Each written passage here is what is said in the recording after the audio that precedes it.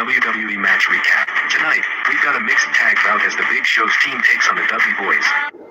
I'm a bad bitch. I'm a bad bitch. I'm a bad bitch. I'm a bad bitch. $1 billion ass, $1 billion bitch. They already know $1 billion bitch. I'm a bad bitch. I'm a bad bitch.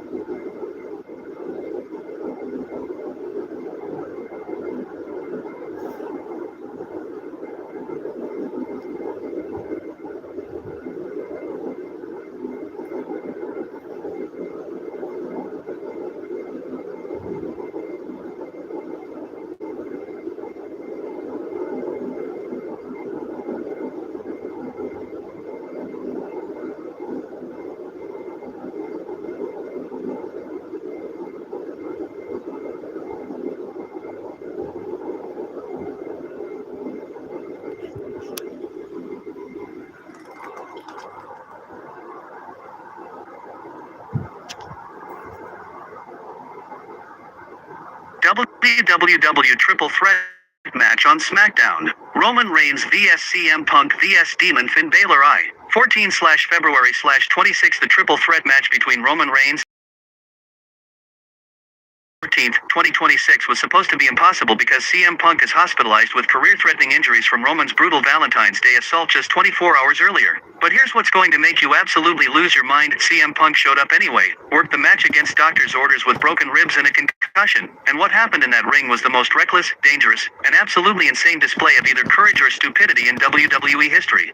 And the finish? It reveals that Finn Balor's demon persona has been corrupted by the final dynasty, turning wrestling's most supernatural force into just another weapon in Roman's arsenal. Because this wasn't just a match, it was CM Punk risking paralysis and potential death to prove he won't be intimidated by Roman Reigns, and WWE letting him do it despite knowing the catastrophic liability they were taking on. And when the demon turned on Punk to give Roman the victory, it exposed that nobody in WWE is safe from the final dynasty's corruption, not even supernatural entities that are supposed to be beyond human manipulation. Let's establish how absolutely insane this entire situation is. 24 hours before the SmackDown, CM Punk was brutalized by Roman Reigns, Seth Rollins, and the final dynasty in an assault so vicious that he was hospitalized with broken ribs, internal bleeding requiring surgery, and a severe concussion. Medical professionals said Punk would be out 4 to 6 months minimum. So when WWE announced on Friday afternoon that the main event of SmackDown would be Roman Reigns vs CM Punk vs Demon Finn Balor in a triple threat match, everyone assumed it was a storyline placeholder that would be changed once the show started.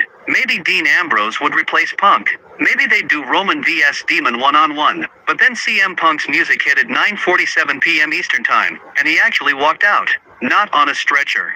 Not as a pre-taped segment. CM Punk, less than 24 hours after surgery and with visible bandaging around his torso, limping noticeably, looking like he'd been in a car accident, walked down that ramp to compete in a triple threat match. The crowd's reaction was split. Half were giving Punk a standing ovation for his toughness, half were concerned that they were about to watch someone seriously injure themselves or worse on live television. Here's what makes this situation infuriating from a medical and ethical standpoint. CM Punk should not have been cleared to compete. Broken ribs? You risk a rib puncturing a lung with any impact. Recent internal surgery? You risk reopening wounds or causing internal bleeding. Concussion?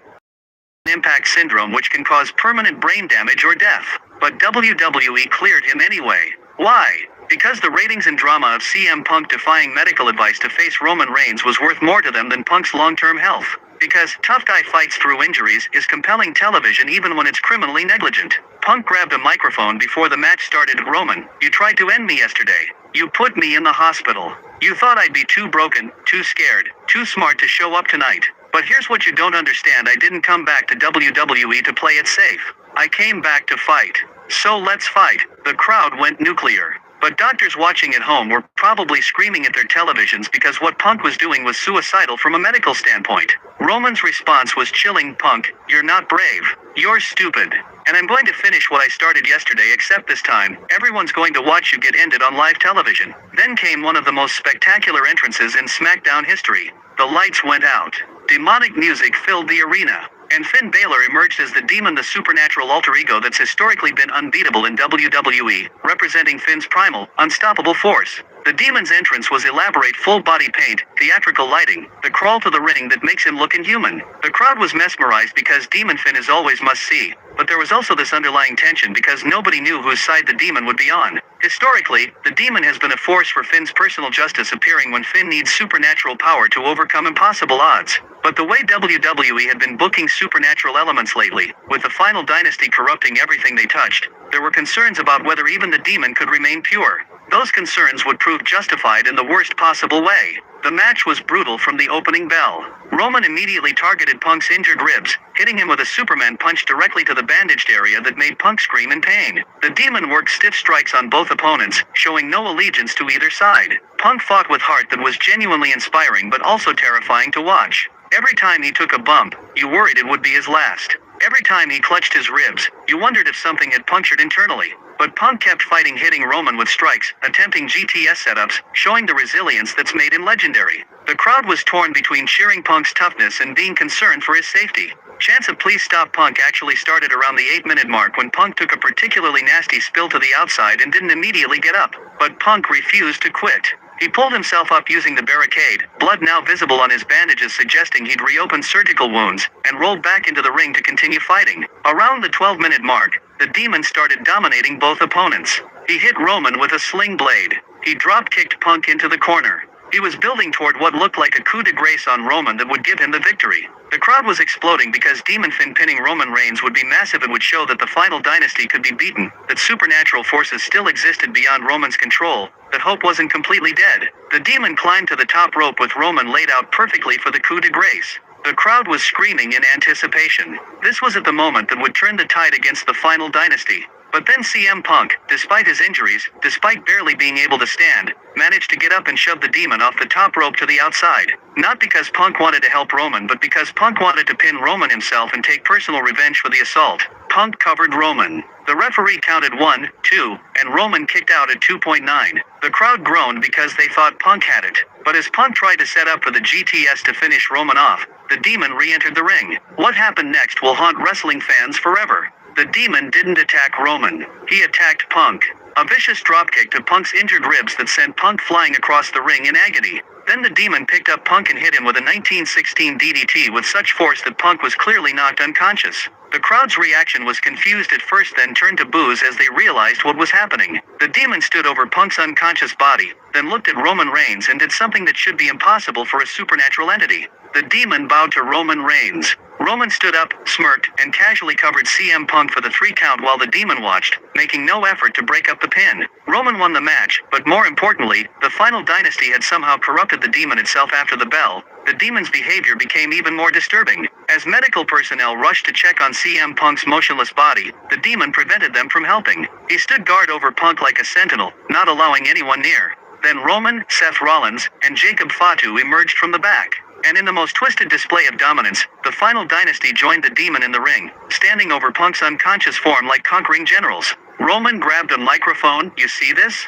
This is what power looks like. We don't just control WWE's wrestlers, we control WWE's demons. There is no force in this company that can stand against us. Not the Shield. Not supernatural entities. Nothing." The Demon, still in full paint and character, stood beside Roman in a show of allegiance that completely destroys everything the Demon character has represented. The Demon was supposed to be Finn's pure warrior spirit, incorruptible and beyond human politics. But the final dynasty had somehow brought it under their control. Then came the most chilling moment of the entire segment. The Demon's paint started to fade through camera effects, a visual metaphor for the character breaking down. And as it faded, Finn Balor's human form emerged, standing among the final dynasty with a look not of conflict but of satisfaction. Finn spoke, and his words crushed any remaining hope. "For years, I've unleashed the Demon to fight my battles. But the Demon is tired of fighting for causes that don't matter. The Demon recognizes true power when it sees it. And Roman Reigns represents power that even supernatural forces respect." This was Finn Balor not being controlled or manipulated, but choosing to align the Demon with the final dynasty.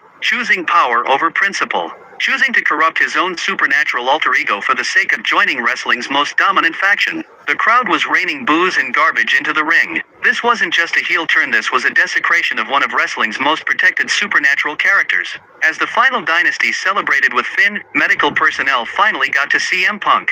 And what they found was horrifying. Punk was unresponsive. His bandages were soaked with blood. His breathing was shallow and labored. Cameras showed medical staff making frantic hand signals. A stretcher was called for immediately. And unlike typical wrestling injuries where the wrestler is conscious and able to assist with getting onto the stretcher, Punk was completely limp as multiple people lifted him. The final shot before commercial was CM Punk being wheeled up the ramp, oxygen mask on his face, medical team running alongside the stretcher, while the final dynasty stood in the ring laughing at what they'd done. Updates later in the show confirmed that Punk had reopened internal wounds, was experiencing internal bleeding again, and had potentially worsened his concussion.